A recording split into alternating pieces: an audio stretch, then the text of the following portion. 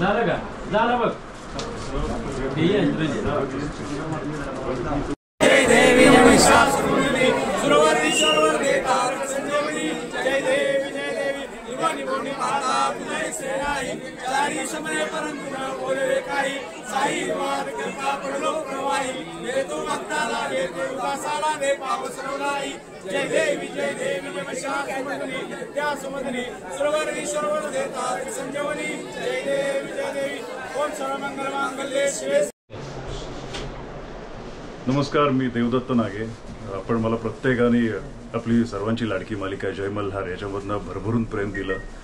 अगोदर मी प्रत्येकाच्या हृदयात होतो, पण जय मल्हार मालिकेमुळे मी आता अगोदर मी प्रत्येकाच्या घराघरात होतो, पण जय मल्हार मालिकेमुळे मी प्रत्येकाच्या तर हृदयात आलेलो आहे।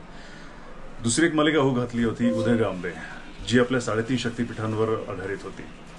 त्याच्यामध्ये मी ठरवलं होतं की जसं जय मल्हार मालिका सुरू होईल त्याच्या अगोदर खंडेरायांचं दर्शन घेणं खूप मला आवश्यक वाटलं। त्यांचा आशीर्वाद घेतला आणि मालिकेला सुरुवात केली।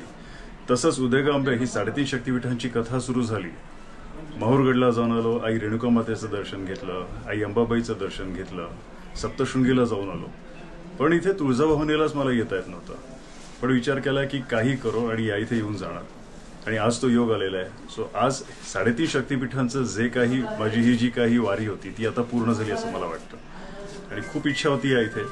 आणि इथे आल्यानंतर भाविक तर भेटलेच, अगदी मनापासून भेटले, पण इकडचे जे व्यवस्था आहे ती खूप छान आहे। इथले जे व्यवस्थापक आहेत त्यांची पूर्ण टीम खूप छान आहे। सुरुवातीलाच अगदी त्या तिकडे अनंतदादा भेटले, त्याच्यानंतर आमचे युवराज दादा भेटले, आणि असे सगळे भेटत सगळे या इथे। अगोदर माझी एकट्याची फॅमिली असं म्हणायला हरकत नाही, आता एवढी मोठी फॅमिली माझी झालेली आहे, त्यामुळे तुळजापूरला सुद्धा माझं ते कुटुंब आहे असं मी अगदी हक्काने सांगू शकतो। आई तुळजाभवानीचा उदय होतो।